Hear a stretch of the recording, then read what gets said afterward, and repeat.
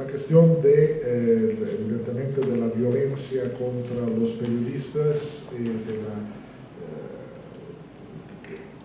toda su variedad, de la situación de amenazas, de acoso hasta los asesinatos. Es un problema extremadamente grave que preocupa mucho a la Organización de las Naciones Unidas. Sobre eso después vamos a hablar más, pero digamos, hay un compromiso de la ONU de seguir luchando para, por un lado, llamar la atención sobre esta situación muy grave que los periodistas, los colegas periodistas mexicanos sufren en hacer su labor, y con trabajos también prácticos, de los cuales después aquí mi colega amigo Ricardo nos hablará, de, digamos, actuación práctica de la Oficina de Derechos Humanos de la ONU, lo que se puede concretamente hacer.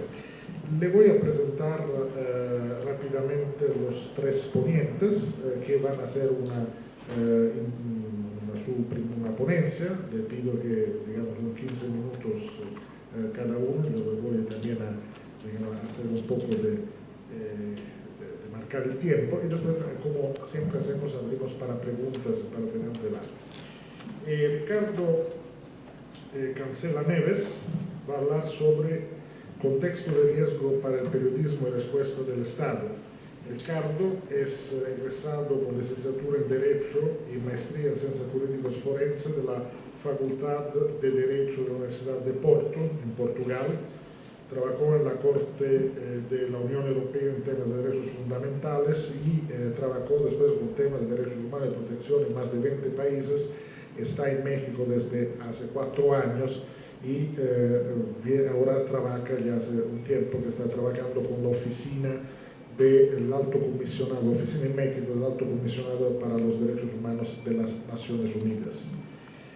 Ana Cristina Ruelas Serna nos hablará de los desafíos del derecho a la información en México. Ana Cristina es abogada y maestra en Administración Pública y Políticas Públicas del ITESM. Ha trabajado en distintas organizaciones de derechos humanos en México y Perú. También trabajó en la Oficina de Acceso a la Información de la Comisión Nacional de los Derechos Humanos y ha realizado diversos proyectos relacionados a la educación para el desarrollo. Ella ya hace algunos años que trabaja para Artículo 19, que es una de las principales organizaciones internacionales que trabajan específicamente sobre la defensa de la libertad de información y de expresión, y actualmente es la directora regional de Artículo 19 en la Oficina para México y Centroamérica. Y también escribe, tiene una columna en sinembargo.mx. Y finalmente, Sergio Rodríguez Blanco nos hablará de cómo contar y cómo no contar la violencia. Sergio es periodista, investigador y académico de la Universidad Iberoamericana, donde actualmente coordina el área de periodismo en el Departamento de Comunicación, y autor de varios libros, también premiados, y tiene entonces una trayectoria larga, también investigación, investigación sobre fotografía, también un premio por su tesis de doctorado, etc. Y tiene también una amplia carrera como periodista en varios medios, aquí, por ejemplo, como Reforma, Gato Pardo, Nexos, Letras Libres, Caín, Chilango, etc. Es director editorial de perrocrónico.com, que es un site que la Ibero produce, muy interesante además, y conduce el programa de radio Ciudades Invisibles, junto con el periodista Federico Mastrogiovanni. Le voy a decir también, después no sé si los colegas le van a decir, que juntos, o sea, Derechos Humanos de la ONU, el Centro de Información de la ONU, el área de periodismo de la ONU, el programa Aprende, Prensa y Democracia de la ONU, junto también con la UNESCO, la Embajada de Francia, la Agencia de Noticias France Press, promovemos un premio de periodismo y derechos humanos, exactamente como forma de valorizar el trabajo de periodistas que aquí en México hacen su labor difícil y peligrosa, como ya sabemos y vamos a ver más, como forma entonces entonces de valorizar esta labor y de hacer, digamos, poner a la atención pública las dificultades de ese trabajo fundamental para la democracia mexicana. Hace 3 semanas, el 3 de mayo, en ocasión del Día Internacional para la Libertad de Expresión, de hecho conseguimos el primero galardón, la primera edición del premio, y premiamos una muy buena y corajosa periodista mexicana, Diana Larea. Y entonces pero eso será también una actividad que vamos a seguir, o sea, digamos, de premiación de buenos trabajos, de buenos periodistas y de información sobre la labor periodística y las dificultades de hacer información en este contexto de violencia, agresiones e impunidad. El año pasado fue un año de oportunidades interesantes, un año difícil, pero de oportunidades interesantes en el sentido en que tuvimos algunas visitas de procedimientos especiales de Naciones Unidas interesantes. Entre ellas, a inicios del año, luego en enero, nos visitó el relator especial sobre la situación de personas defensoras de derechos humanos, Michel Forst, y a final de su visita, Michel mencionaba que el periodismo de investigación es cada vez más escaso debido al clima de inseguridad. Debido a la impunidad generalizada en los niveles estatales y municipal, la autocensura se ha transformado en algo común. Muchos periódicos en zonas propensas a la violencia evitan historias relacionadas con el crimen organizado, el tráfico de drogas o la corrupción. También nos visitó ya a finales del año David Kaye, relator especial de Naciones Unidas sobre la libertad de expresión, conjuntamente con su contraparte en la Comisión Interamericana, el señor Edison Lanza. David, muy recientemente, la semana pasada, en ocasión del aniversario luctuoso de Javier Valdés, David mencionaba a la familia, a los colegas de Javier, que varias veces hemos dicho que las agresiones a periodistas tienen un efecto inhibidor, no solo para ellos, sino para la sociedad en general, para sus colegas. En pocos casos estas palabras han sido tan relevantes como en el caso de Javier. Y efectivamente, en la oficina donde laboro, hemos observado, como derivado de la labor de investigación que realizan las personas periodistas, que permiten, no solo a los periodistas, sino también a la ciudadanía en general, acercarse a verdades tan importantes, se incrementa el riesgo de quienes investigan, sean personas periodistas o a veces también personas defensoras de derechos humanos. Es incalculable el número de casos en los cuales, sin una labor tan importante, tan fundamental de periodistas, no hubiéramos conocido casos de una importancia trascendental para la sociedad. Para citar uno de tantísimos ejemplos, me gustaría recordar a Miroslava Breach. A través de su pluma pudimos conocer la situación de los Baquiachi, indígenas rarámuri de la Sierra Tarahumara de Chihuahua, forzados al desplazamiento, víctimas del despojo de sus tierras, y sin el trabajo tan valiente de Miroslava en una zona tan conflictiva como la Sierra Tarahumara, muchos de nosotros nunca hubiéramos conocido esas historias. Y ahora ya no tenemos a Miroslava, y tampoco tenemos a otras periodistas que trabajaban en la zona y que debido a las amenazas que afectaron a Miroslava han tenido que dejar el país. Las violaciones al derecho a la libertad de expresión y represalias por su ejercicio se materializan de innumerables formas. Ya lo mencionaba un poco Giancarlo, ¿no? Espionaje, censura, interferencias en la línea editorial, despido o cambio de funciones por motivos políticos, difamación, desprestigio, amenazas, agresiones, detención arbitraria, tortura, acoso judicial, criminalización, privación ilegal de la libertad o desaparición forzada, e incluso asesinatos.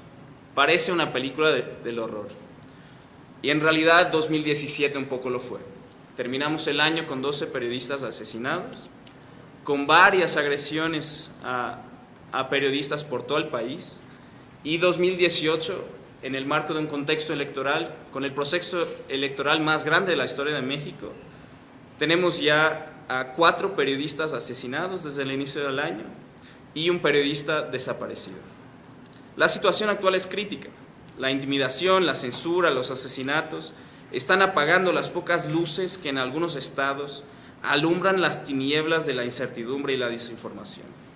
Sabemos que las agresiones cometidas en contra de periodistas tienen precisamente el objetivo de silenciarlos, por lo que constituyen igualmente violaciones al derecho que tiene una sociedad a acceder libremente a la información. Una prensa independiente y crítica constituye un elemento basilar fundamental para la vigencia de las demás libertades que integran el sistema democrático y el Estado de Derecho. Por lo tanto, los Estados tienen la obligación de proteger la libertad de expresión y sus principales garantes, que son los periodistas. Esta obligación implica que, por un lado, se apliquen individualmente las medidas adecuadas, efectivas para garantizar la seguridad individual de las personas periodistas, pero por otro lado también considerar que cuando el riesgo es de carácter sistemático, aplicar medidas estructurales, pasar por programas especiales de protección para atender estos grupos. Cabe destacar que sean medidas individuales, colectivas o estructurales, estas deben siempre presentar un enfoque diferenciado, que considere el género, el origen étnico, condición socioeconómica o edad de las personas beneficiarias. Obviamente, un punto importante y que han resaltado los relatores tras su visita a México tiene que ver con la situación de mujeres periodistas.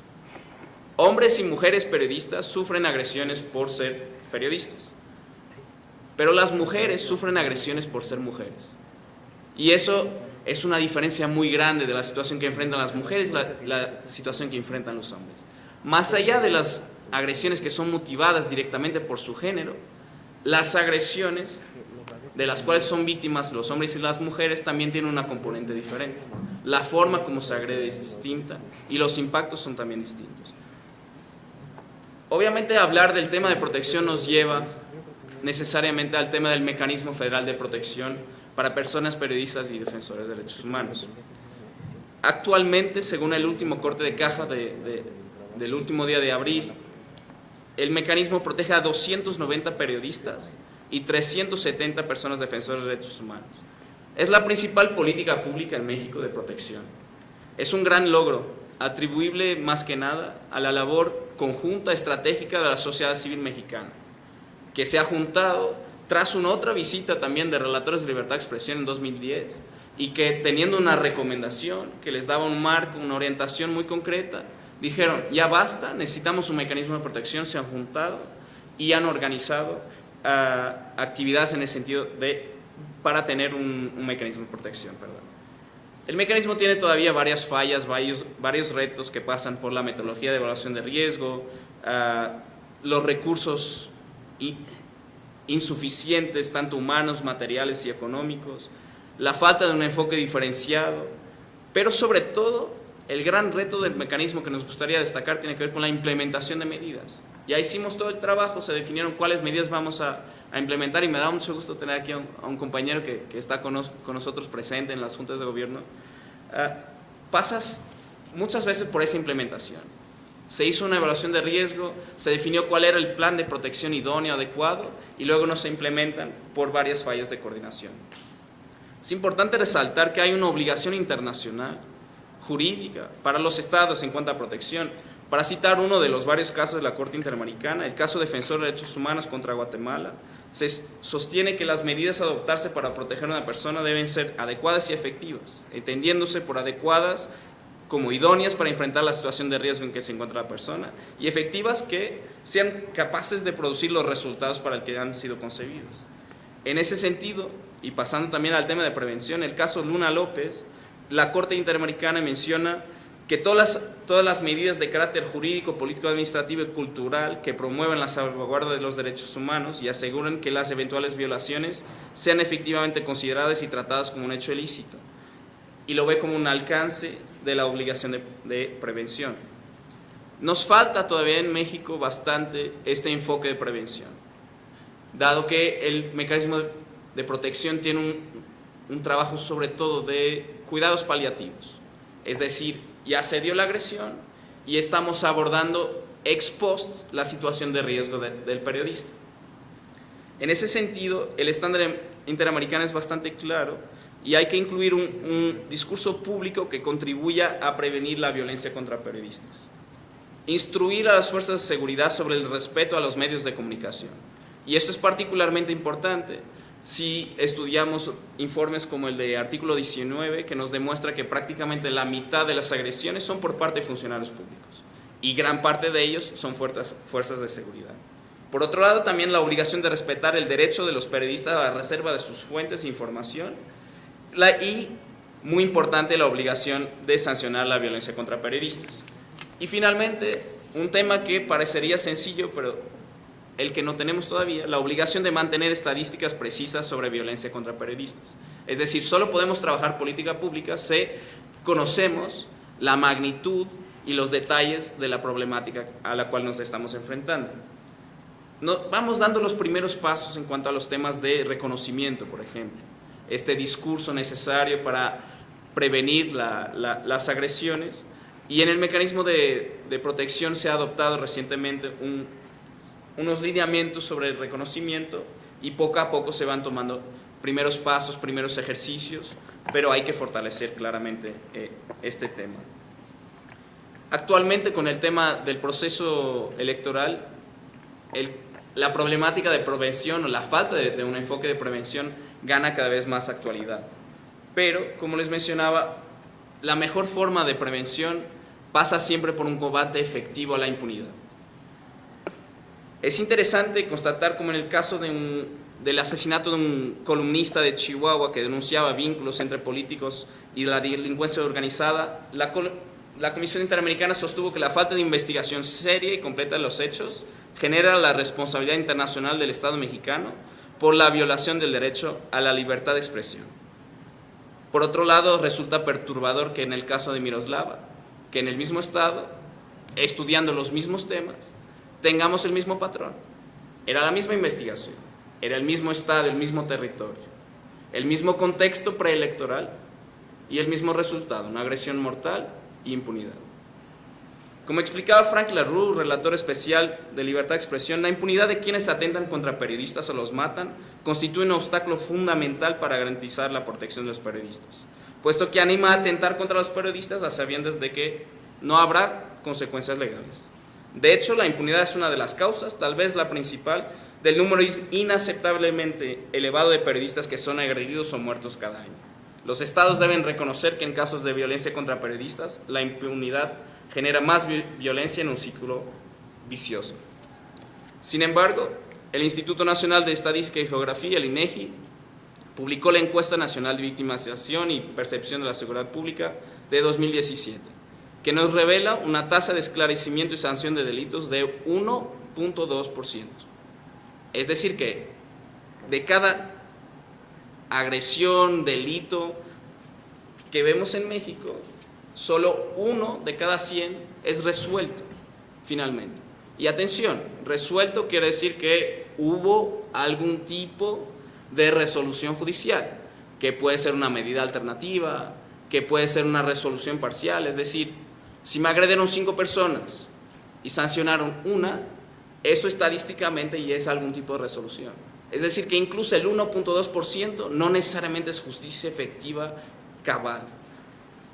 Pero si vemos los números de artículo 19 relativos exclusivamente a agresiones a periodistas, la tasa de impunidad, que en este caso a nivel global sería 98.8, sería de 99.75%.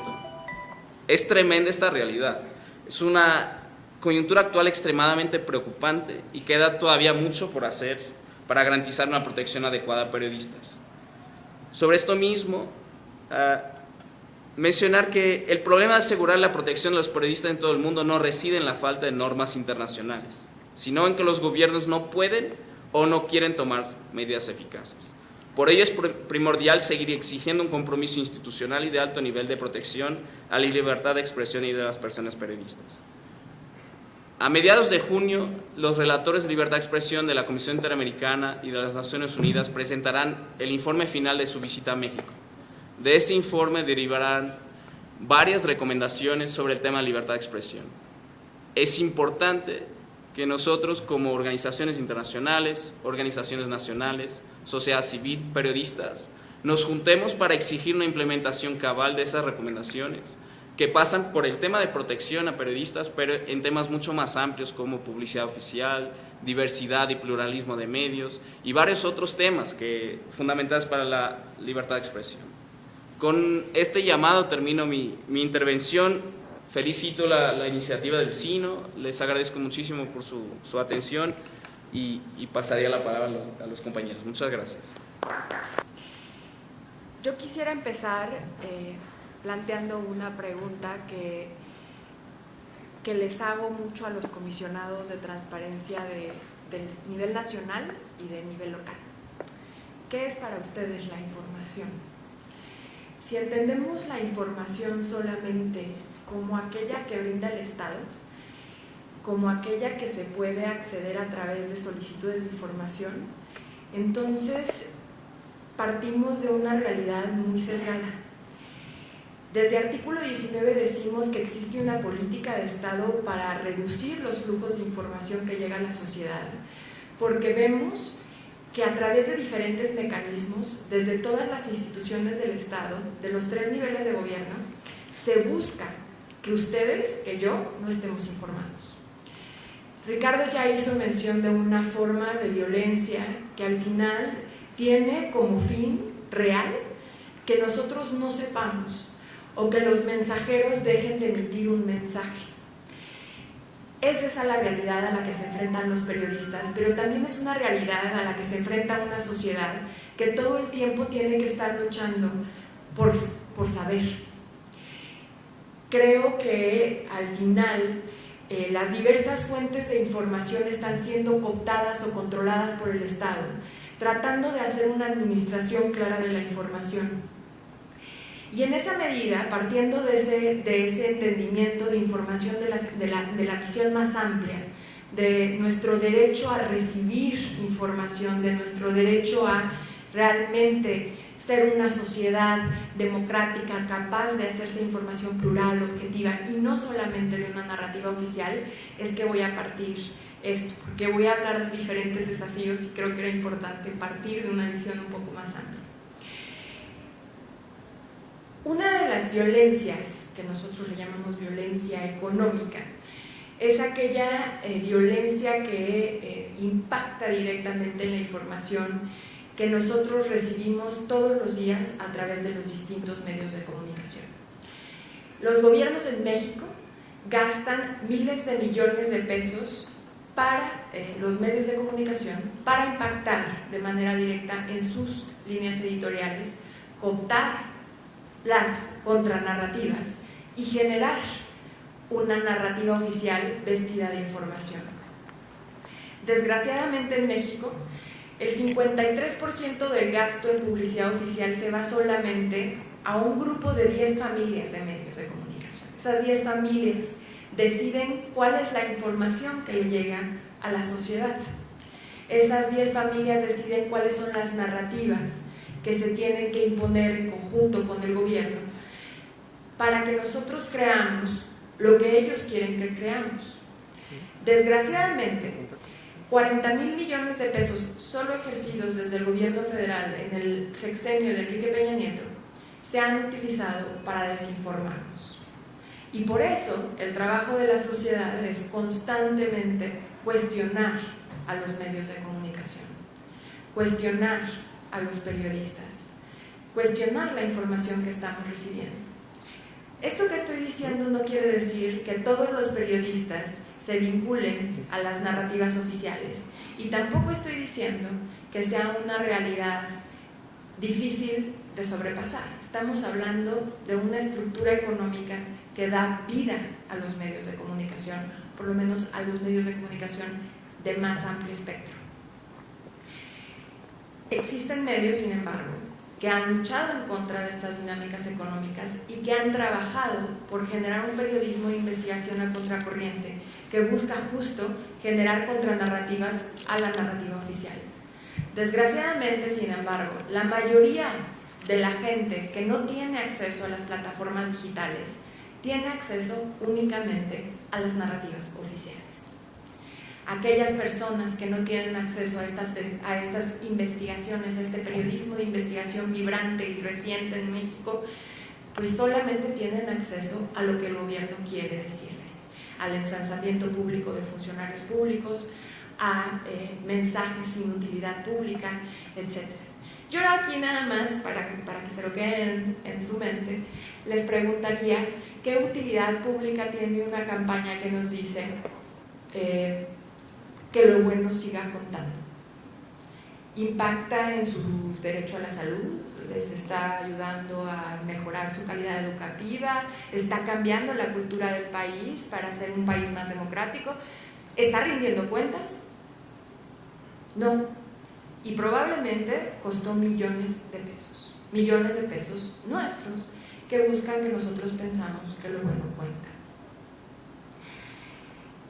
Esta violencia es tan sutil, le llaman la censura sutil, porque por un lado genera sí un impacto en la vida del periodista que decide pues a veces ni siquiera llegar a escribir una nota porque sabe que su medio no se lo va a publicar, porque pues al final está tocando a alguna de las figuras que pagan por publicidad oficial y genera este efecto inhibidor.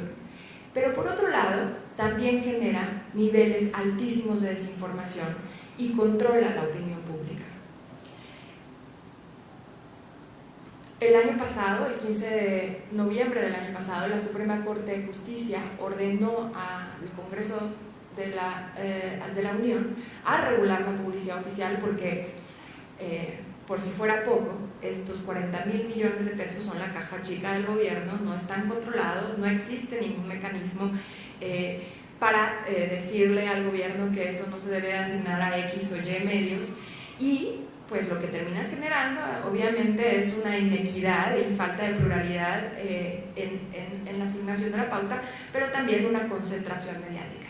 La mayoría del gasto en publicidad oficial en los últimos 10 años se ha asignado primariamente a los monopolios, bueno, antes al duopolio televisivo, ahora a los 3 medios televisivos que existen.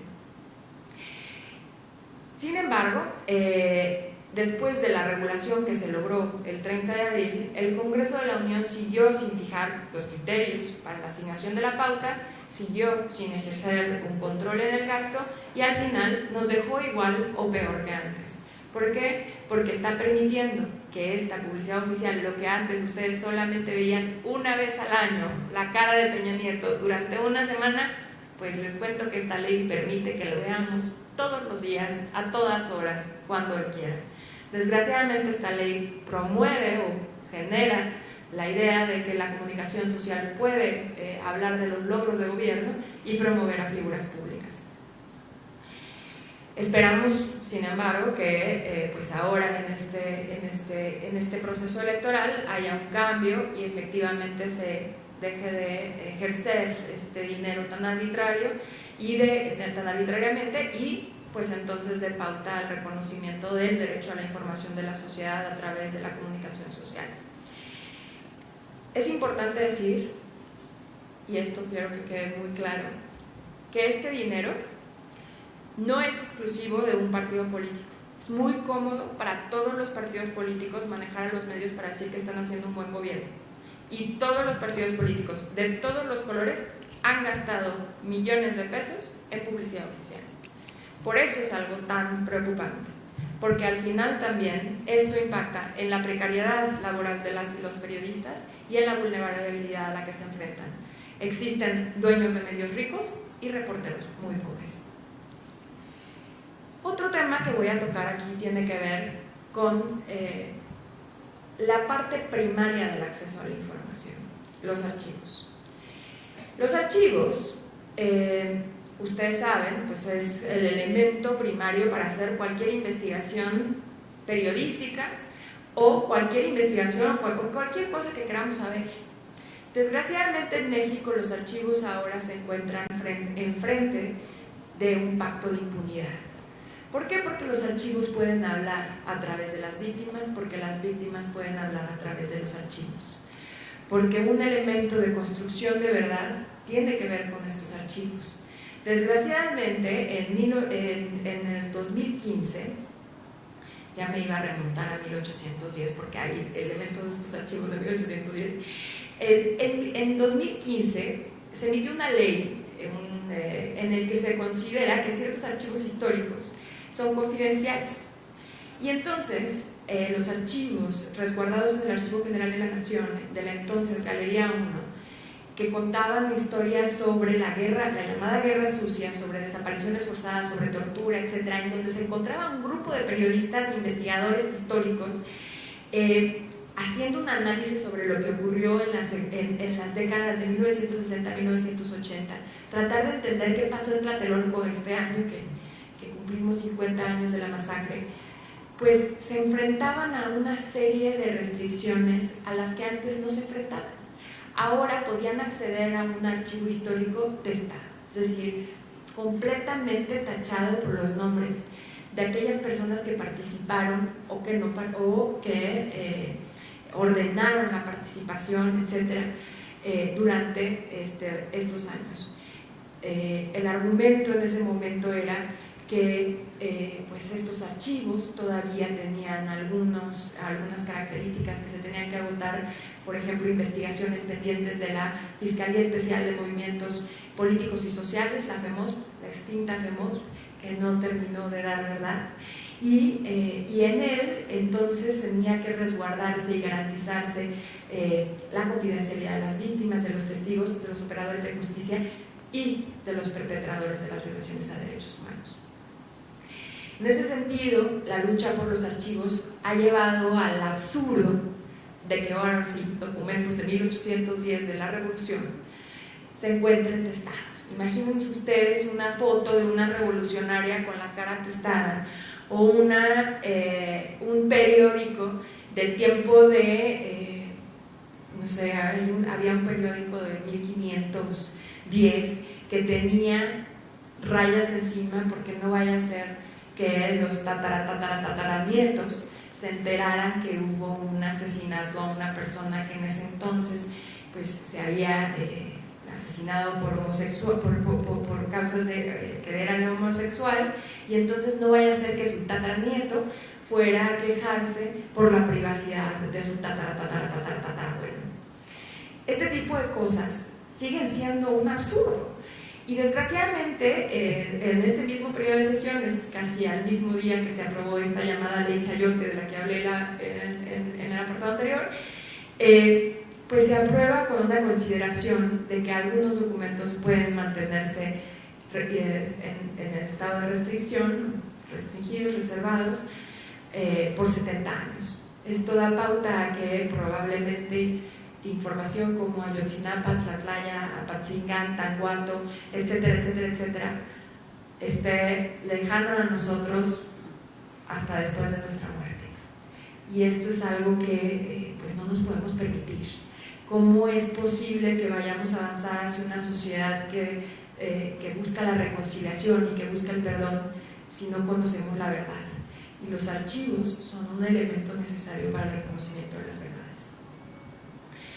Otro tema sobre el que me voy a enfocar, que es otro de los grandes desafíos en el acceso a la información, tiene que ver justo, y ya con esto voy a terminar porque hay muchísimos más, pero este no lo quiero dejar, es ¿qué pasa con aquellas personas, y ya lo mencioné hace un poco, que no tienen acceso a las plataformas digitales, que no tienen acceso a Internet para solicitar información? Desgraciadamente en México el Sistema Nacional de Transparencia y el acceso a la información está pensado para la sociedad de la información. Está pensado para que los ciudadanos nos acerquemos a la información y no para que la información se acerque a nosotros. Y entonces, estas personas que están en comunidades vulnerables, que están en comunidades marginadas, no tienen acceso a información y sufren entonces una doble exclusión. Si pensamos hoy por hoy que la mayoría de las comunicaciones del gobierno se hacen a través de Twitter, pensemos nada más, Peña Nieto tiene 6 millones de seguidores, probablemente muchos sean falsos, tiene 6 millones de seguidores, y muchas veces, muchas de sus comunicaciones las hace a través de Twitter. ¿A quién gobierna Peña Nieto? ¿A esos 6 millones de seguidores o a los 120 que estamos viviendo en este país? Y esas personas que están en las comunidades, que no tienen conocimiento de Twitter, que no saben cómo manejar cualquier plataforma, etcétera, no tienen acceso a esta información. La mayoría de los avances que anuncia cada una de las secretarías de Estado tienen que ver con la digitalización de los servicios públicos, con cómo acceder mejor a los trámites y servicios. ¿Y qué pasa con estas personas si no tienen acceso a Internet? ¿Qué pasa con las personas que no saben ni siquiera utilizar la computadora? Están totalmente alejadas. Y entonces nos enfrentamos a unas dobles y triples desigualdades constantes. Una mujer blanca tiene más acceso a la información que una mujer indígena. Un hombre blanco tiene más acceso a la información que una mujer blanca. Un hombre blanco, un hombre indígena tiene más acceso a la información que una mujer indígena. Estas desigualdades se siguen manteniendo y se siguen preservando. Y desgraciadamente el Sistema Nacional de Transparencia, el Instituto Nacional de Acceso a la Información, no ha querido ver justo que necesitamos mecanismos alternativos para acercar la información a las poblaciones en situación de vulnerabilidad. La información puede cambiar realidades en estas situaciones, porque muchas veces para nosotros es importante conocer el presupuesto que se ejerció en una secretaría o saber cuánto fue el desvío de recursos de la estafa maestra. La realidad es que para una mujer de una comunidad lo más importante es saber qué días va a ir el médico de su comunidad a su comunidad y cuál es el horario de atención. Hay preguntas que ellas tienen y que cambiarían su historia si supieran. Y en ese sentido es que estamos dejando de ver este gran desafío que tiene que ver sí con la brecha digital, pero también con la falta, perdón por eso, pero la falta de apertura, de reconocimiento de los organismos garantes y de cada una de las instituciones de que existen poblaciones a las que la información les cambiaría su vida. Solamente les voy a contar una pequeña historia porque creo que es muy clara de esto que estoy diciendo. En el trabajo de artículo 19 que hace en Chiapas, en los altos de Chiapas, en la selva norte de Chiapas y los pantanos de Tabasco, en una comunidad que se llama Lázaro Cárdenas, una de las mujeres nos mencionaba claramente que uno de sus mayores problemas tenía que ver justo con que su doctor no iba a la comunidad. Había enfermedades como tuberculosis, etc. Hicieron una solicitud de información, les dijeron que el doctor estaba recibiendo 26,000 pesos al mes y además un pago de 15,000 pesos por medicinas. Se juntaron las mujeres, además las mujeres no tienen participación en las asambleas y en ese momento la tuvieron porque tenían más información incluso que los hombres. Decidieron hacer una petición directa a la Secretaría de Salud para cambiar a su doctor y una denuncia directa al doctor de que no estaba cuidando a la comunidad, y finalmente ahora ya tienen un doctor que va constantemente y un comité comunitario de control de inventarios médicos. La información sí puede cambiar vidas y creo que nosotros, si es una exigencia de la sociedad, exigirla desde de la necesidad de que los periodistas estén vivos, que puedan hacer su trabajo libremente, que puedan dejar de haber agresiones, pero también de que los medios emitan información objetiva y plural y también de que la información llegue a toda la sociedad, no solamente a unos cuantos. Sin ser, sobre todo, primero, autocríticos nosotros como gremio periodístico, porque en realidad cuando hablamos sobre la información acerca de la violencia sobre periodistas, o sea, lo que sale publicado acerca de la violencia sobre periodistas, muchas veces no nos cuestionamos el problema que se encuentra en la información sobre la violencia contra periodistas, que es la información periodística sobre la violencia, o sea, la manera en que nosotros mismos como gremio, como comunidad, como profesionales de la información, vamos trabajando y vamos construyendo la narrativa que pensamos que es nuestra, de cómo funciona la violencia en este país, que a su vez construye los imaginarios que uno se encuentra en la cantina, que uno se encuentra cuando viaja al extranjero y pues te dicen, pero México es muy peligroso, ¿no?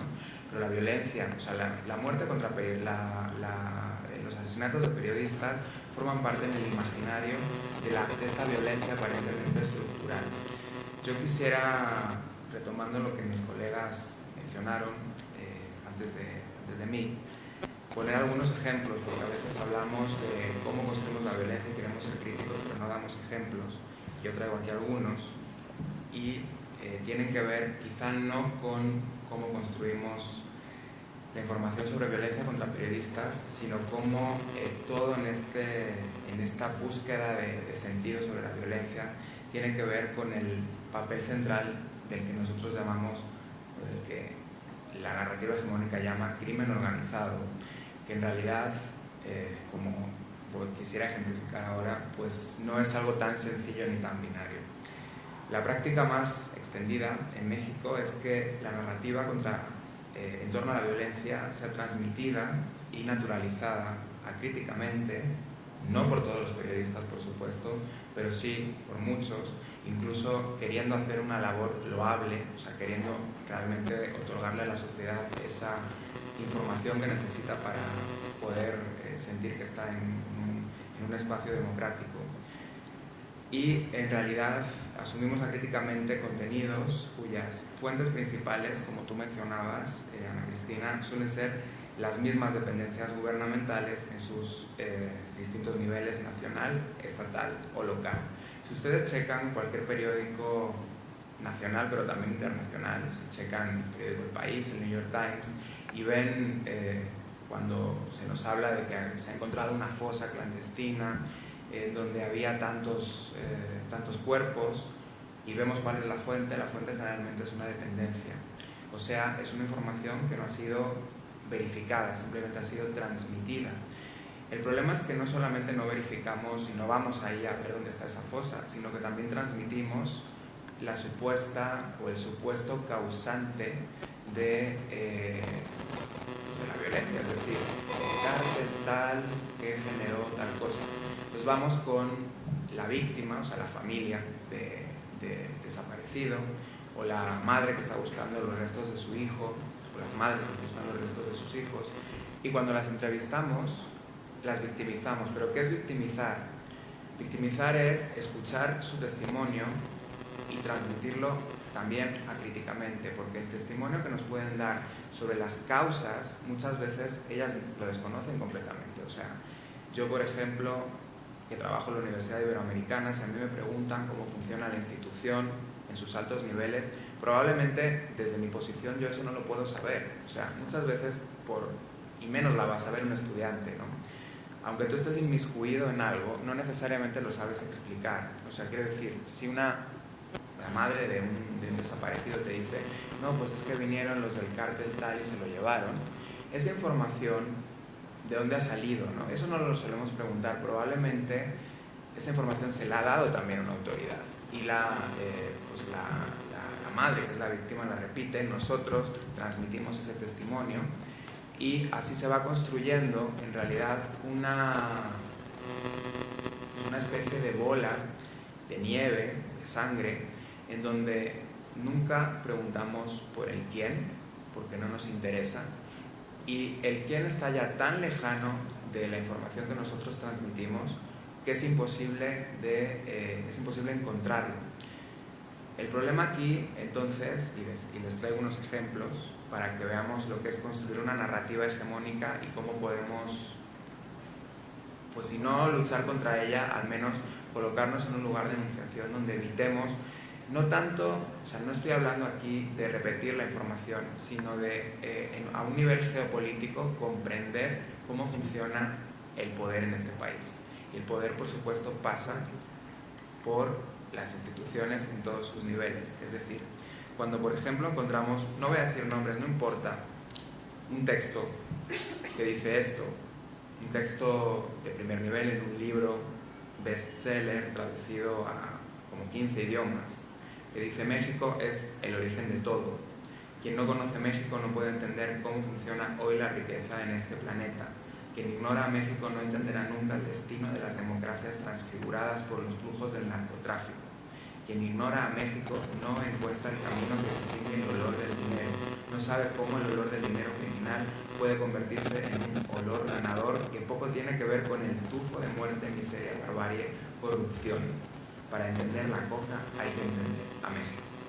Bueno, claro, ahí completamente está ausente cualquier autoridad. O sea, el narcotráfico es algo que existe solo, ¿no? No hay relación en este relato de un periodista, bueno, no sé si llamarlo periodista, escritor de ficción, yo diría, se autollama de no ficción, nos habla de un tufo que funciona pues más bien a nivel retórico que periodístico. O sea, podemos encontrarle un cierto valor literario al texto, pero más allá del valor literario, lo que encontramos es que el texto asume la narrativa hegemónica difundida en la prensa mexicana, porque además esta persona, que es Roberto Saviano, digo, lo puedo decir, no pisó nunca México, y utiliza estos documentos, o sea, prensa local, para construir una historia, sin citarlos, además los plagia, ¿no?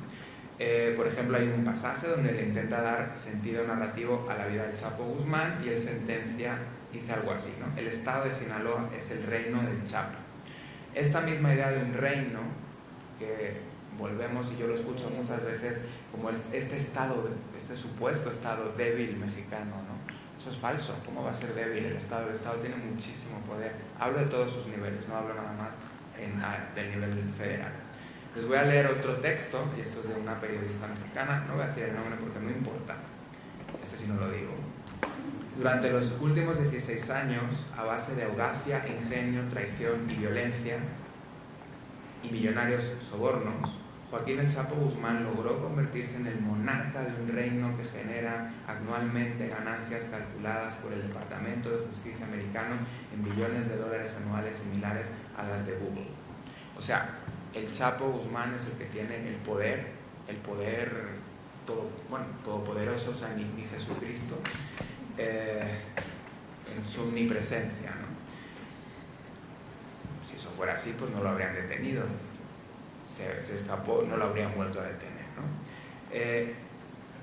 Me voy a una crónica ganadora de un premio muy importante de periodismo internacional, una crónica que nos habla de Torreón, de lo que pasa en Torreón. Y a una sola fuente de información, de la que no se cita el nombre, se le atribuye todo el contexto de ese espacio, ¿no? Entonces, esa fuente de información que nos explica qué está pasando ahí, en Torreón, Coahuila, dice la fuente, de un texto que ganó un premio García Márquez de periodismo, y que por lo tanto genera imaginario sobre la violencia en este país. Ese testimonio dice: neta que aquellos sí fueron tiempos bien perros. Todavía por el año 2003 el Chapo Guzmán se daba sus vueltas por acá, y toda su gente, el Chompe, el Toro Montoya, el Dani, el César, el Gitano, el Rambo y el Psycho, eran los reyes del cerro. Y por qué no decírtelo, nosotros sus pinches siervos, o como se diga. ¿Sabes cuándo empezó la bronca? Ahí te va, fue en 2004, cuando el Diri le entró al negocio de la coca. O sea, yo le doy el micrófono a cualquiera, así de: háblame de cómo funciona el artículo 19, ¿no? A la secretaria que está ahí abajo. Y ella me dice bla, bla, bla, bla, bla, bla, bla, y yo la cito, pero no cito su nombre, claro, porque no la vayan a regañar, ¿no? Esto va completamente en contra de la forma en que hay que trabajar el periodismo, o sea, del fact-checking. Por supuesto que podemos recoger el testimonio de cualquiera, pero lo mínimo que tenemos que hacer es verificar.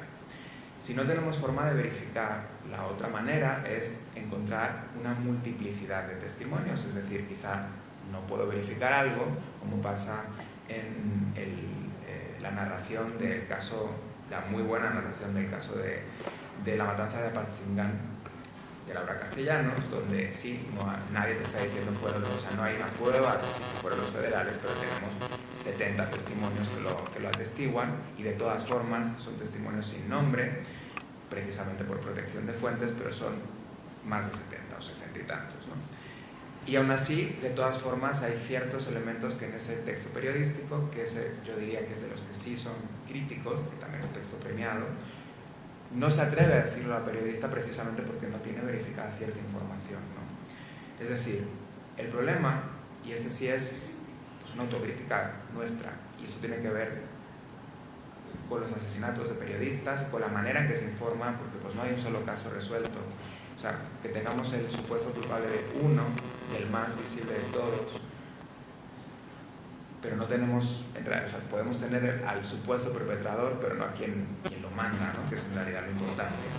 Es que la repetición del discurso oficial, porque todo esto viene de las autoridades, que es lo que tú señalabas, y la propagación periodística del rumor, sin hacer una tarea de fact-checking, pues vamos de alguna manera naturalizando estos mismos vicios del periodismo mexicano desde, y esto no es nuevo, desde el fin de la revolución hasta el presente, y esto no lo digo yo, lo ha dicho Escalante Gonzalvo.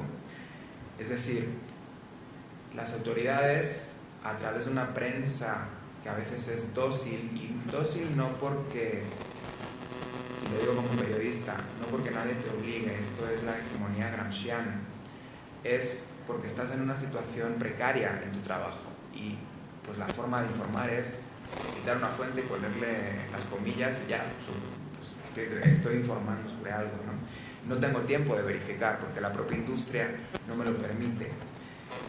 El problema es que interiorizamos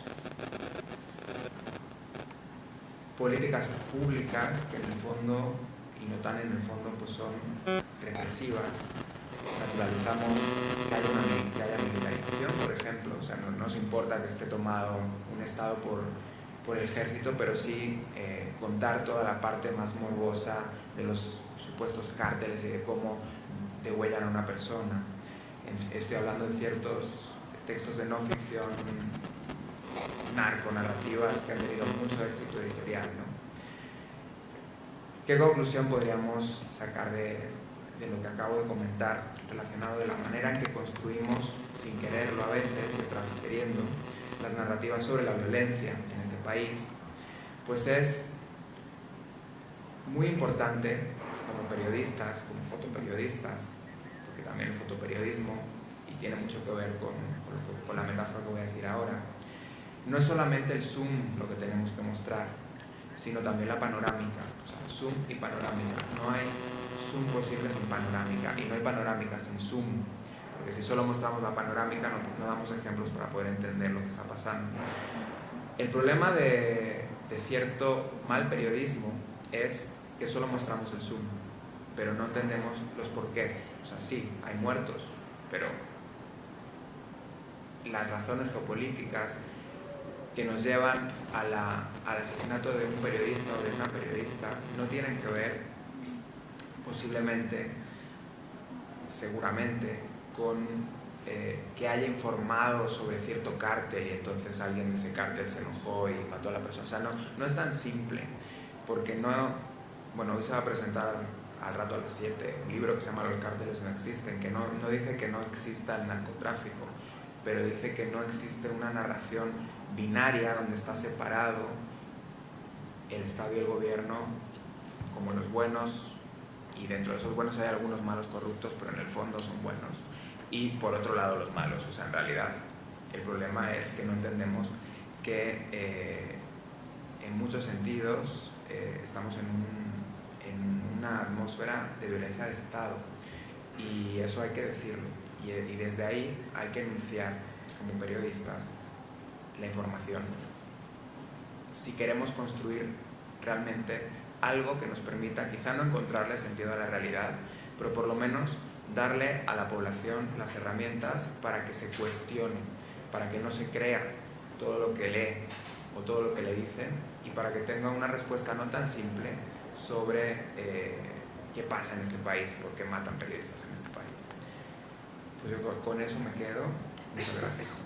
Y bueno, aquí varios temas que fueron levantados. El tema de cómo se construye también una narrativa pública en el país sobre la amenaza del crimen organizado, ignorando por otros factores que sabemos que actores, muchas veces actores públicos, fuerzas de seguridad, que son también los responsables por los ataques contra, o las amenazas o cosas peores contra los periodistas, y todo eso se pasa en una situación donde un poco, digamos, hay la posibilidad de plata o plomo también, o sea, plata que es distribuida a los medios de comunicación que, digamos, aceptan trabajar con determinadas reglas o con determinadas narrativas, plomo para los profesionales de información profesionales de información que deciden, a pesar de todo, hacer su trabajo. A las veces, digamos, pero tengo la impresión, eso es una provocación que lanzo, pero que muchas veces cuando se arriba a, digamos, a matar a un periodista o a amenazarlo, o otro, digamos, las varias etapas, digamos, de ese proceso que puede culminar en un asesinato, hay también, son muchas veces mucho más para el zoom que para la panorámica, o sea, por buena práctica periodística y a las veces hasta por casualidad, digamos, un periodista que acaba revelando algo específico que un jefe de gobierno local o alguien de la policía o hasta un criminal no quiere que se publique, porque eso le crea un daño, le crea un problema, y al publicarlo, digamos, se decide este actor de sancionar, digamos, esta cosa, donde ya se vio que un periodista publica lo que yo no quiero. Entonces tenemos esta situación y que, como decía Ricardo al inicio, al final después no es sancionada en el sentido que la impunidad es total, o sea, escasa libre contra los periodistas. De hecho, los que deciden de acosar, amenazar o hasta matar periodistas saben que de forma general no van a pagar para eso. Y eso lo hemos visto también, aquí se citó antes, Ricardo citaba antes el caso de Miroslava Brecht. Hubo el otro caso muy emblemático el año pasado, en 2017, hace pocos días, fue el primer aniversario del asesinato de Javier Valdés en Culiacán. Bueno, esos eran dos periodistas, además extremadamente conocidos, respetados, hasta de fama internacional. Javier había ganado un premio Reconocimiento Internacional de Periodismo en Nueva York. Los dos eran corresponsales del periódico nacional. Javier trabajaba hasta como colaborador de France Press, una agencia de noticias internacional. O sea, eran situaciones que caracterizan profesionales que hasta el momento que lo mataron los dos garantizaban una cierta seguridad. O sea, tradicionalmente los periodistas más conocidos eran menos vulnerables a toda esa situación que venimos de describir. Y hoy ya eso no vale más. Por tanto, el señal pero que sigue impune también, a pesar de todo que se hizo, de denuncia hasta el premio que nosotros como Naciones Unidas tenemos, el premio Brecht Valdés de Periodismo de Derechos Humanos, etc. Los nombres se volvieron conocidos por todos y aún así, ¿quién fue? Tal vez se encontró uno de los sicarios en el caso de Javier, a ver si es verdad, pero ¿quién mandó matar? ¿Quién sabe? Entonces, esa es la situación en la cual trabajamos, esos son varios aspectos que se levantaron aquí, y imagino que tendremos varias preguntas o observaciones aquí. Consultamos a actores relevantes de la región, es decir, si tenemos contacto, imagina, asesinan a un periodista en Chihuahua, nosotros nos vamos a contactar con organizaciones de Chihuahua, con periodistas de Chihuahua e incluso con autoridades relevantes, tanto a nivel federal como local, con varios objetivos. Uno de ellos es la verificación de información, pero otro pasa también por asegurar la protección de otras personas que pueden estar en riesgo a raíz de esa agresión que se haya verificado. Podemos contactar a comisiones estatales de derechos humanos, la Comisión Nacional de Derechos Humanos, la PGR, la Fiscalía del Estado, Procuraduría, el Gobierno del Estado, la Secretaría de Gobernación por el tema de protección, periodistas, sociedad civil, familiares de las víctimas. Tenemos que primero establecer que se dio un delito, que la persona fue efectivamente, perdió la vida y que probablemente se trató de un homicidio. La parte más difícil viene en lo que tú mencionabas, y aquí Sergio hacía un comentario muy importante, yo creo. ¿Por qué mataron a la persona? Eso nunca lo vamos a determinar nosotros porque no somos un órgano jurisdiccional. No lo vamos a saber a las 2 horas. Es muy difícil que eso pase incluso a las 2 semanas y desafortunadamente en México a los 2 años. Porque en la gran mayoría de los casos no se estudia el móvil del crimen. Entonces nuestra metodología nos lleva hasta dónde? Hasta saber que se asesinó a una persona, que esta persona era periodista y que hay una posibilidad de que la hayan asesinado por su labor. Y ya es el trabajo de la entidad de procuración de justicia y finalmente del sistema judicial deslindar si fue por su labor o no. Y si van a ver en nuestros comunicados, en nuestros pronunciamientos, siempre nos vamos a referir a que al menos 12 periodistas fueron asesinados en 2017, posiblemente más. Eso es parte importante de nuestra metodología. Y que posiblemente habrá sido por su labor periodística. Cumple a la autoridad deslindar si fue efectivamente por su labor periodística o no. Esto es la forma como nosotros trabajamos. Sí, claro. Porque eso yo no lo voy a poder terminar en la primera semana, en el primer mes, y como te decía, en el caso de Javier hay una línea de investigación que pasa por la labor periodística que realizaba. Es una línea de investigación muy fuerte si uno estudia el expediente, pero se han analizado varias otras líneas. Y como mencionaba Sergio, y esto es un problema que me gustaría poner sobre la mesa porque es fundamental, lo primero que vamos a ver en la gran mayoría de los casos de agresiones a periodistas es la estigmatización. Lo mataron a él o a ella porque tenía problemas con su pareja. Lo mataron, pero ni siquiera era periodista. Ah, ese tenía contactos ahí con el narco, seguro estaba metido. En algo andaría. Entonces eso es uno de los temas fundamentales, pero ya estoy tomando mucho tiempo con la respuesta, perdóname. Ana tal vez quiera acrescentar algo. Sacar esta Llévalo todo. Bueno, el artículo tiene, al final es casi el mismo, porque nosotros no somos Ministerio Público y no podemos determinar efectivamente, o sea, agotar las pruebas para decir que efectivamente fue por el ejercicio periodístico, pero cuando el artículo 19 tiene conocimiento de un asesinato, ya sea a través de los medios de comunicación o a través de las propias víctimas, de los familiares de las víctimas o a través de los propios periodistas, iniciamos un protocolo de documentación que requiere por lo menos tres fuentes que en el mismo sentido digan, uno, que él o la persona fue asesinada, el periodista fue asesinado por alguna investigación o que había tenido algún tipo de amenazas recientes respecto a algún tipo de investigación, etcétera.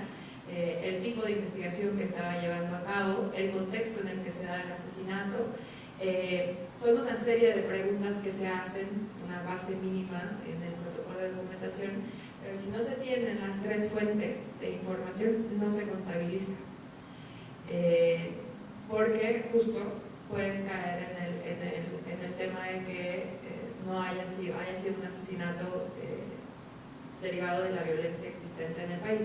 Y esto me lleva a decirte nada más que existen, o sea, vas a encontrar muchísimas estadísticas. La CNDH maneja una estadística más alta, por ejemplo, que la de artículo, porque su metodología no ve si está o no relacionado con la libertad de expresión, con el ejercicio de la libertad de expresión, sino si es periodista o si llevaba a cabo labores de comunicación de manera funcional. Y en ese sentido los números de la CNDH son mucho más altos. Los números de la FEATLE son también, divergen en +2, -2, porque también su metodología es distinta. Normalmente, en todos los casos, la única que se dispara un poco es el caso de la CNDH, pero en los otros casos es muy marginal el número de personas. Es que la pregunta no es por qué lo asesinaron, la pregunta es quién. Porque si no el círculo pues es vicioso. O sea, si la autoridad no resuelve esos casos, estamos hablando de más de 12 casos el año pasado, pero si contamos desde el año 2000 son más de 100. Ni uno solo se ha esclarecido. Entonces, si la propia institución se pregunta, pues es que no podemos determinar que lo hayan asesinado por ejercer su trabajo, si la autoridad misma no es capaz de llegar a una respuesta, pues esto nos deja en realidad en una una serpiente que se muerde la cola, ¿no? Quizá lo que sí se puede investigar, y eso sí, a través del INEGI lo puede hacer perfectamente, porque se puede hacer una metodología numérica, cuantitativa y cualitativa, es cuáles son las fuentes y de dónde han salido, y más del 90% son fuentes oficiales. O sea, que lo publique el Universal no quiere decir que, o Reforma, no quiere decir que no son una fuente oficial, y que hay que revisar los textos y ver de dónde sale la información. Normalmente a nivel internacional se utilizan, la que circulan más son 4 fuentes, y como decían, puede haber algunas pequeñas variaciones. Hay 3 grandes organizaciones, que es Artículo 19, Reporteros Sin Fronteras y el Comité para la Protección de Periodistas, CPJ en inglés. Y del lado de Naciones Unidas es la UNESCO, que es la Agencia para la Cultura, Educación y la Cultura. La UNESCO maneja eso a nivel global, y también se hace un informe anual sobre exactamente la libertad de expresión y la asociación contra periodistas. Y México, aquí la Oficina de Derechos Humanos hace un trabajo de campo, o sea, exactamente como explicaba Ricardo, de ver caso por caso, mientras la UNESCO solo hace una compilación de las informaciones, normalmente a partir de fuentes abiertas. Por tanto, por ejemplo, por la UNESCO, el año pasado los periodistas asesinados en México fueron 14, pero por la metodología utilizada por los colegas de derechos humanos fueron 12. Porque en 2 casos no había indicios suficientes o pruebas suficientes que permitieran, hacer esta relación con el trabajo periodístico. Hay un caso, para explicitar, en este caso no entró creo en ninguna de los números, un editor del Universal, que aquí en Ciudad de México, cerca de la Navidad, lo mataron en un asalto en una tienda, en un Oxxo, la noche se fue, entonces tuvo una absoluta falta de suerte, se encontró a él, pero como pudiera haber cualquiera de nosotros. Eso en la deterioración de la situación de seguridad, del país. En este caso, por ejemplo, este pobre persona no entra en ninguna de esas estadísticas, porque sí fue asesinato, pero una estadística de violencia, no estadística de violencia contra periodistas, contra la libertad de expresión. Había todos los indicios que de hecho fueron algo casual, etc. En la mayor parte de los casos, cuando matan periodistas, son ejecuciones, como hicieron con Gabriel Valdés. Llegan delante de todos, un sicario le da 3 tiros, se va. No hay robo, no hace nada, entonces hay, elementos hasta reconocibles, de la forma como se hace eso. Pero eso es una cosa que nosotros creo que vamos a trabajar para intentar tener una metodología, tener una base de registro, etc. De hecho, no sabemos exactamente cuántos periodistas se mataron en México en los últimos 20 años, decenas. Pero cuántos, eso a nivel global es igual. Podemos solo decir que México es el segundo país más peligroso para ser periodistas después de Afganistán. Afganistán es un país que está en guerra desde hace 30 años. Guerra con bombardeos, ejércitos, grupos insurgentes, etc. Y los 2 países estaban juntos en términos del número de periodistas asesinados hasta el atroz atentado, ataque contra periodistas, donde se mataron a 10 periodistas una sola vez hace 3 semanas en Afganistán. Pero el número de 2017 son iguales para Afganistán y para México. Entonces es una situación absolutamente impensable, impensable. La podemos pensar porque la vemos, pero absolutamente inaceptable.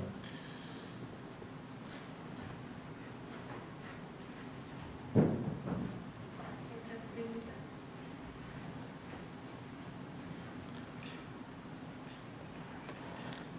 ¿Nadie más? ¿Allá? Bueno, tenemos 2, de primera entrevista, el señor y la...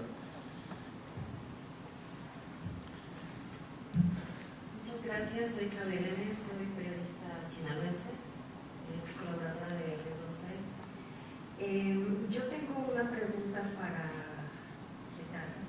Comentabas hace rato que tenían aproximadamente 200 tantos periodistas en el comité, en el Mecanismo de protección. perdón. Estas cifras han ido subiendo y como está el panorama, ¿tienen ustedes los recursos para poder proteger, cuidar a todos? ¿O qué otra cosa van a implementar? ¿Qué otra medida están previendo para poder apoyarnos a nosotros? Por favor. Y en particular por parte de periodistas.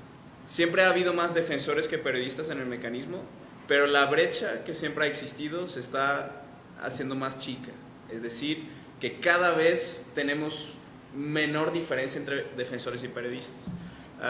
El año pasado fue también el año en que, según estadísticas oficiales, el porcentaje de incorporaciones, es decir, de casos de que solicitan y finalmente son incorporados, fue más elevado, donde se aceptaron más personas. Ahora, tu pregunta era sobre si los recursos son suficientes. La postura de nuestra oficina, y que coincide con la postura de los relatores que visitaron México, es que no son suficientes. Es más, hemos visto una disminución del recurso disponible para medidas de protección y un aumento de solicitudes e incorporaciones a este mecanismo. Por lo tanto, o sea, no estamos acompañando la tendencia y un incremento de violencia y más. No se ve una preparación a nivel de recursos necesarios para un contexto tan violento, que se antevé tan violento como el de este año. Platicábamos con Ana antes de empezar este espacio, que quizás lo peor ni siquiera es antes de la jornada electoral, es el post. Es cuando se van a hacer reajustes de poder, cuando va a haber una tendencia para algunas venganzas, y no estamos preparados. Francamente, no sentimos que estemos preparados y como mencionaba al inicio, desde que empezó el año ya van 4 periodistas al menos asesinados y 1 desaparecido. ¿Cómo vamos a terminar el año? O sea, de verdad es difícil pensarlo y ni queremos hacer previsión. A ver, definitivamente ningún derecho es absoluto. El derecho a la libertad de expresión no lo es. Desgraciadamente, en esta promoción de narrativas de la violencia, muchas veces el periodismo promueve una violencia simbólica o cultural, tomando fotografías de cuerpos, haciendo, pues sí, ¿no? Recientemente una nota diciendo esta mujer fue asesinada porque estaba, lo vemos constantemente, por ejemplo, contra los feminicidios, ¿no? Cuando toman fotografías de una mujer asesinada y dicen que es porque se fue de copas. Ciertamente tiene que haber una parte de la ética periodística que tenga que reconocer que que el trabajo que llevan a cabo es un trabajo de servicio público, y que al ser el trabajo de servicio público, porque el producto de su trabajo es de interés público, entonces tienen que seguir ciertas pautas de ética. Es cierto que la transformación del sistema inquisitivo al nuevo sistema de justicia penal ha hecho que el trabajo periodístico cambie, pero es muy importante reconocer también que no ha habido un proceso de capacitación de las autoridades para que se reconozca cuál es este proceso distinto a cómo se llevaba a cabo antes la cadena de custodia. Es muy complicado que los periodistas que están haciendo la nota roja, en este caso específico que mencionas, los bloqueos en estas zonas, sepan cuáles son las nuevas reglas del juego y que se tengan que adherir a esas reglas del juego bajo la intimidación, la amenaza o cualquier otra situación. Porque eso es lo que, por lo menos desde el artículo 19, hemos logrado documentar.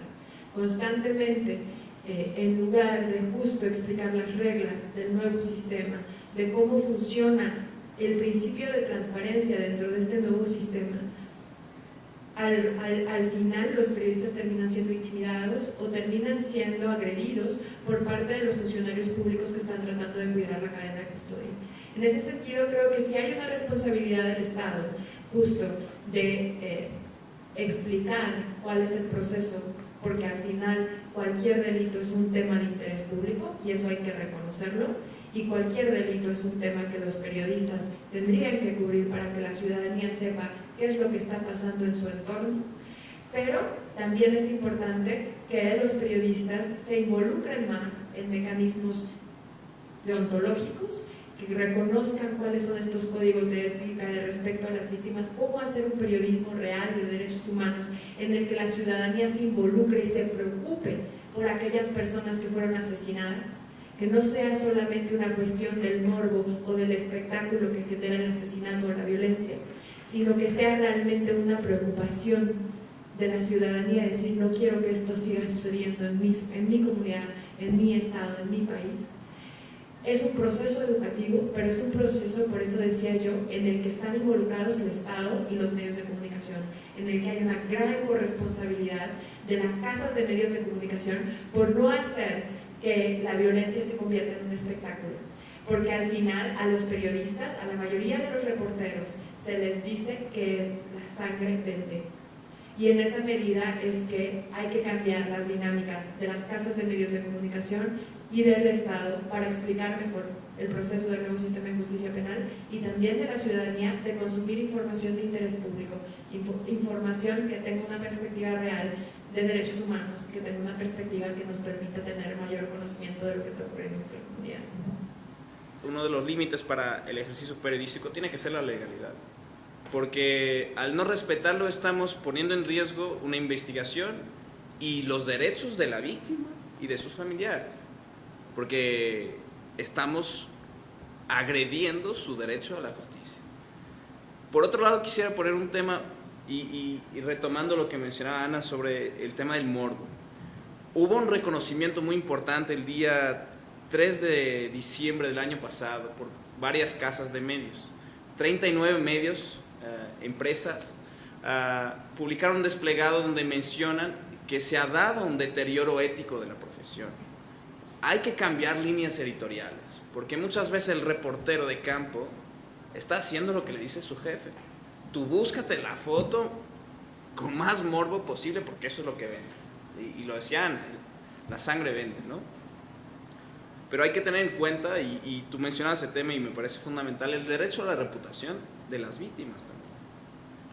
Y hemos acompañado justamente un caso de una periodista asesinada, donde una de las exigencias del esposo tenía que ver justamente con respetar el derecho a la reputación de su esposa, de la periodista que fue asesinada, porque se filtraron fotos en la prensa de su cuerpo ya inerte. Es inaceptable. Y la Convención Americana de Derechos Humanos reconoce el derecho al honor. Y eso es uno de los límites que mencionaba Ana a la libertad de expresión. Hay varios límites. En este juego hay que respetar a ambos lados, siempre con mucha sensibilidad. Hay estudios internacionales, ya muchos, hay literatura sobre eso, sobre el impacto que yo lo voy a definir como el malo periodismo, quiero decirlo así, tiene sobre la construcción, digamos, de una narrativa pública, de la opinión pública sobre temas, por ejemplo, de lucha contra la criminalidad. De hecho, con una visión que es contraria a la defensa de derechos humanos. Es la idea, o sea, digamos, al subrayar todo el aspecto más morbosos de lo que es la violencia, la sangre, las imágenes, etc. Y como forma también de vender periódico o también todas las transmisiones que se hacen en vivo en varios canales de televisión, en algunos países más, otros menos, etc. Pero digamos, realmente una atención a cualquier caso donde hay un asesinato, sangre, etc. Como forma de, como eso contribuye a la construcción de un discurso donde la respuesta para esta amenaza contra la sociedad es la mano dura. Entonces hay que matar más gente, la policía o los agentes de seguridad, aquí en México hay también las Fuerzas Armadas, etc.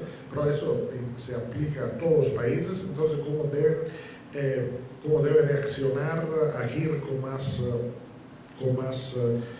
rigor, la mano dura, puño de hierro y todo lo que se puede declinar. Lo que contribuye a empeorar el problema. Ahora, así como en toda América Latina, hay un problema real de criminalidad. O sea, hay un aumento, es la única región del mundo donde aumentan todos los índices de criminalidad. Y por tanto de asesinato. México, por ejemplo, en eso el número de asesinatos por 100.000 habitantes cada año está mucho peor del año anterior. Se está realmente volviendo uno de los países más... México era un país relativamente pacífico, aún 20 años atrás, hoy está volviendo uno de los países más peligrosos en toda América Latina. No es, todavía no es el primero, pero la tendencia es hacia arriba. Ahora, esta lógica, pero de subrayar todos los aspectos morbosos del crimen, las cosas, etc., por ejemplo, se aplica en Europa también, o en Estados Unidos, donde los índices de criminalidad vienen bajando de forma constante desde hace 30 años. Hoy estamos en los niveles más bajos de actos criminales jamás registrados, y aún así la percepción que las personas tienen es que la situación está cada vez peor, que el crimen está fuera de control, que, bueno, por tanto hay que hacer algo. Y hacer algo normalmente siempre lo peor posible, o sea, mano dura, ejecuciones, o también en el caso europeo hay que expulsar a los migrantes, porque los migrantes sin duda son ellos los responsables de la criminalidad, que en realidad está cada vez más baja. Entonces, esa necesidad de repensar éticamente el periodismo es real. O sea, los periodistas son víctimas, pueden ser víctimas, estamos hablando de eso aquí, pero el periodismo, bueno, después los periodistas que normalmente son los trabajadores salariados de la información, pero digamos, el sistema de información tiene una responsabilidad, sí, política y ética sobre el tipo de construcción de imagen, de narrativa en cada país. Entonces, esa es una discusión también que es importante hacer, que no es de ninguna forma una limitación de la libertad de expresión, sino pero un llamado a la ética y los principios del buen periodismo. Aquí tenemos nuestro académico, Sergio, que puede elaborar más sobre eso, pero digamos, la libertad de información y de expresión no es absoluta, en el sentido que no es que se puede publicar o filmar o hacer lo que uno le da la gana, independiente de consideraciones éticas o hasta de la verdad. O sea, se publica porque bueno, sale mejor. Tuvimos aquí, no fue un caso dramático en el sentido de muerte, pero durante el temblor, o sea, los primeros días después del temblor del 19 de septiembre, el caso de la niña que nunca existió, del colegio, ¿no? ¿Se acuerdan, no? Que por 2 días, un día y medio, vamos a salvar la niña que no existía, la niña fantasma, o sea, y bueno, ¿dónde está la ética en esto? No solo la ética, ¿dónde está el mínimo de, digamos, de trabajo, de calidad periodística mínima? O sea, alguna autoridad le pasó esta noticia y todos se pusieron se lo dijeron esta verdad y nadie hizo el trabajo mínimo de un buen periodista, que un buen periodista tiene que hacer.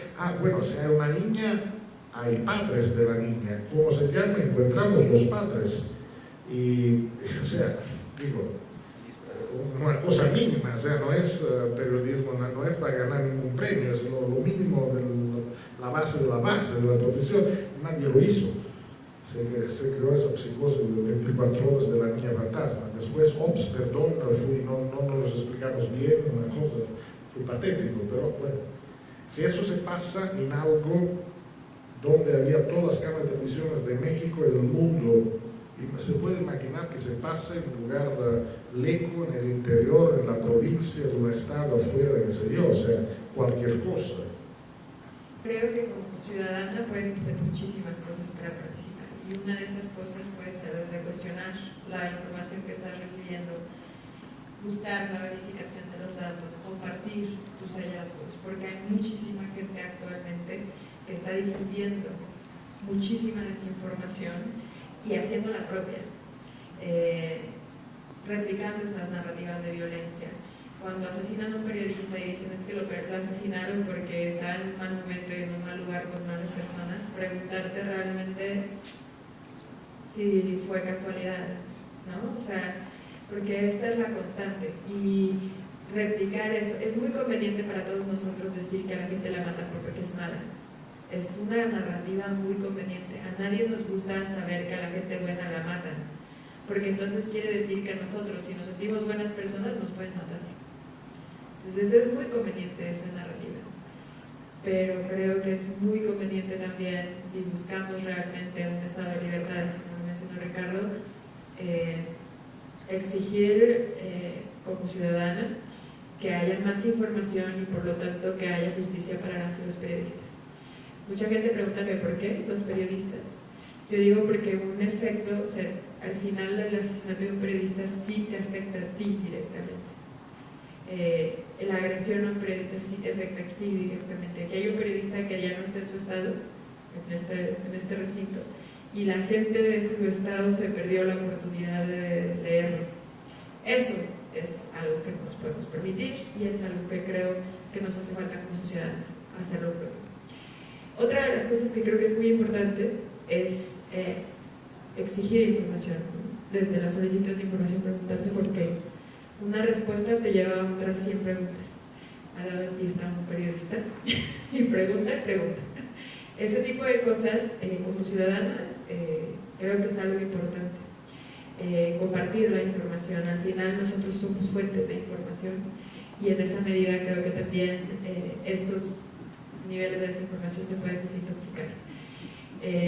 Sí es responsabilidad. Las organizaciones a veces caemos en un error muy grave y es trasladarle toda la responsabilidad al Estado de la mejora de todo. Y la realidad es que no. En estados de transición como Argentina, Chile, por ejemplo, después de la dictadura, la mayor fuerza para la transición la tuvo la sociedad. Una sociedad que no quería olvidar, una sociedad que quería conocer la verdad y una sociedad que quería conocer la justicia. Sí es trabajo de la sociedad hacer este esfuerzo porque la gente no olvide, porque con tanta tragedia, hablar de Ayotzinapa todavía es algo relativamente cercano, pero ya no se habla de ABC, ya no se habla de Atenco, ya no se habla de Acteal. Y ese tipo de cosas son las cosas que no podemos olvidar porque todavía no hay justicia y hay que repetirlas y hay que reconocer qué fue lo que pasó, cuántas mujeres asesinaron en Juárez. Mientras no sepamos qué fue lo que pasó en Juárez, probablemente nunca vayamos a volver a Juárez a caminar por el desierto. Mi familia vivía por allá, entonces era algo que se hacía, ¿no? Y ahora ya no te sientes segura para hacer eso. Entonces creo que ese tipo de cosas sí son cosas que como ciudadana puedes hacer desde hoy. Y que en tu círculo más cercano puedes hacer que la gente se empiece a considerar un pensamiento crítico de toda la situación y todo lo que estás viviendo, de toda la información que te está llegando, porque creo que eso le hace falta a esta sociedad, cuestionar la información que está recibiendo. Sobre la ley de seguridad interior, creo que la postura de la oficina es bastante conocida al respecto. En un proceso legislativo donde la consulta social sociedad civil no fue tan amplia como uno desearía, la voz de la oficina creo que se escuchó en el proceso, presentamos un aporte técnico importante como hacemos en varios procesos legislativos, pero de forma muy novedosa y sin precedentes, por lo menos yo no conozco en ningún momento en ningún país que se haya hecho algo así. 7 procedimientos especiales de Naciones Unidas, es decir, por lo menos 7 relatorías expertas a nivel global sobre diferentes temas se pronunciaron en contra del texto de la Ley de Seguridad Interior que finalmente se aprobó. Las organizaciones mexicanas hicieron un trabajo tremendo en ese sentido, pero finalmente se aprobó esa ley que está ahora para un análisis de la Suprema Corte de Justicia de la Nación. Hace una semana más o menos tuvimos 2 manifestaciones importantes del Poder Judicial, pero que obviamente hay que sostenerlas y estamos pendientes de la resolución de la Corte. Pero nos preguntamos qué podemos hacer. Por ahora podemos esperar lo que decida la Corte, pero pronto viene una nueva legislatura y nuevos espacios de oportunidad. Preguntabas también si esta ley era dirigida especialmente a este proceso electoral. Creo que no, creo que este es un movimiento que venía ya desde hace mucho tiempo. Creo que sería quedarnos cortos, pensar que fue por estos 6 meses o un año. Pero francamente es un proceso que viene ya desde hace mucho tiempo y se arrastra. Y me permite pasar a la otra pregunta sobre un contexto muy difícil y que preguntaba el compañero sobre previsiones. Es muy difícil hacer previsiones, sobre todo en un contexto tan volátil como el mexicano, donde la coyuntura sociopolítica a veces cambia porque hay un nuevo proceso legislativo, porque hay un cambio en los colores a nivel federal, que quizás más probable de lo que hubiéramos pensado hace unos años. Entonces es muy muy difícil hacer previsiones, porque de repente puede salir una ley general de aguas que va a aumentar exponencialmente la conflictividad social. Es muy fácil que cambie el contexto en México.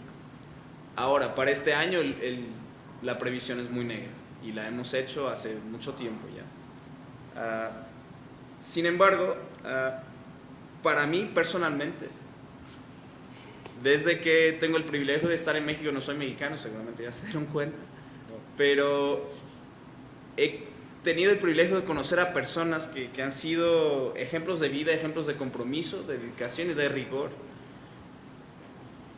y que me obligan a pensar en un futuro mejor. Las madres de personas desaparecidas, comunidades indígenas que luchan por sus tierras, por sus territorios ancestrales. Después de conocer a esas personas y ver lo que luchan y lo que logran a través de sus luchas, yo no puedo dejar de pensar en un futuro mejor para México.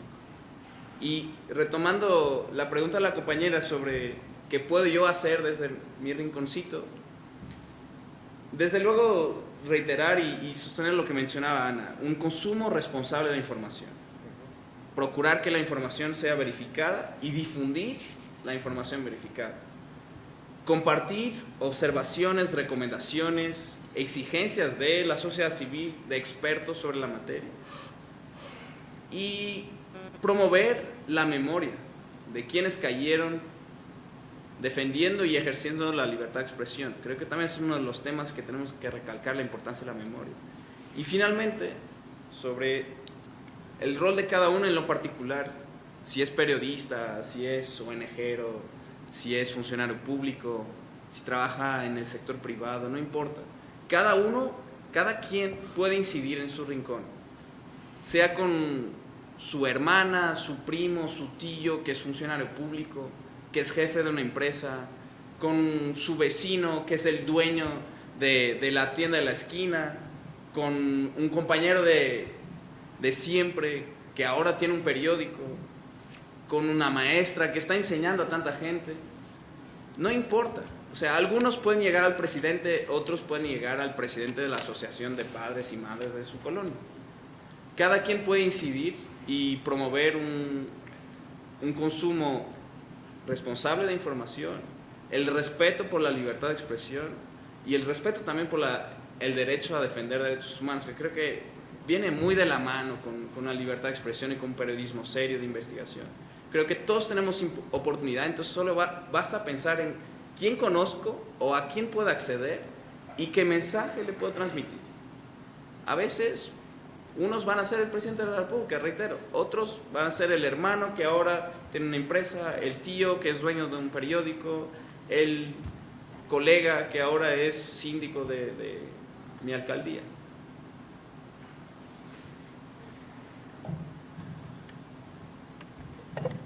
Bueno, no hay mucho más que decir, pero una cosa solo quería añadir a lo que estaba diciendo aquí Ricardo. Creo que eso para todos nosotros de Naciones Unidas sin duda, pero cualquier uno que llegue a vivir, a trabajar en México desde afuera, yo también no soy mexicano, no soy chilango original, como pueden escuchar, pero es absolutamente impactante la capacidad de resistencia, de construcción que el pueblo mexicano sigue teniendo. O sea, hay golpes y sigue la resistencia, no solo sigue la resistencia, se construye un nuevo consenso, las nuevas generaciones son mucho más activas de lo que acostumbraban ser, por lo menos en los años recientes. Las narrativas alternativas también se construyen con los nuevos medios de comunicación, con las redes sociales, digamos, fuera de los canales tradicionales también de comunicación. Hay ejemplos en ese sentido, estamos hablando de periodismo de calidad, de hecho en Internet, afuera de la lógica de las 10 familias que siguen, de hecho, controlando la comunicación que llega principalmente a las partes más pobres de la población, que tienen menos acceso a tecnología, etc., o educación. Pero entonces hay un cambio que se da. Y el cambio, bueno, hasta es el lugar donde estamos, es el Museo de Memoria y Tolerancia. Les puedo decir que no hay muchos lugares en el mundo donde hay un museo como este, que también es un lugar de encuentro, como tenemos aquí por una discusión. Y aquí es un lugar, por ejemplo, de construcción, de conocimiento, de conciencia sobre derechos humanos y la construcción exactamente de la memoria y de la tolerancia. Bueno, eso es la contribución que cada uno también, independiente de su papel profesional, cuál sea su empleo, cuál sea su situación social, cada uno puede dar. Y millones de mexicanos la están bien dando. Las luchas, digamos, como decía Ricardo, después cada uno influenciando como puede, como da a la gente que está, también historias que no llegan a los grandes medios, pero que conocemos de militancia de las familias, de gente, de grupos, etcétera, que se organizan exigiendo justicia, hasta haciendo justicia, por ejemplo, de alguna forma. Por ejemplo, todo lo que los casi 30.000 desaparecidos que hay en México, así oficial, y gran trabajo para encontrar los cuerpos, no lo hacen las autoridades, sino las familias. Entonces, eso es un camino, es un camino que no es ni corto ni fácil, pero digamos, la sociedad mexicana, bueno, no acepta más callada, entonces eso es fantástico, y así que se crea el cambio. Y le podemos decir que de nuestro lado, como Naciones Unidas, estamos del lado de quien está luchando, está empeñado para construir un país más justo, más solidario, menos violento, y bueno, un México mejor para el futuro de todos. Tendremos otros conversatorios en esta misma sala, serán informados probablemente después de febrero, empecemos en agosto ahora. Tendremos otros momentos de discusión, por ejemplo, también vamos a discutir sobre los hechos del 2 de octubre, 50 años después, y otras cuestiones, y bueno, todo un ciclo que va a terminar pues, en diciembre por los 70 años de la Declaración Universal de Derechos Humanos. Le quiero agradecer a todos los integrantes de la mesa, muchas gracias, fue realmente muy interesante para mí, creo que para todos aquí, también lo vamos a transmitir ahora, también lo vamos a poner en las redes para que más gente pueda tener acceso a este muy interesante conversatorio. Muchas gracias a ustedes por estar aquí, muchas gracias al Museo de Memoria y Tolerancia y hasta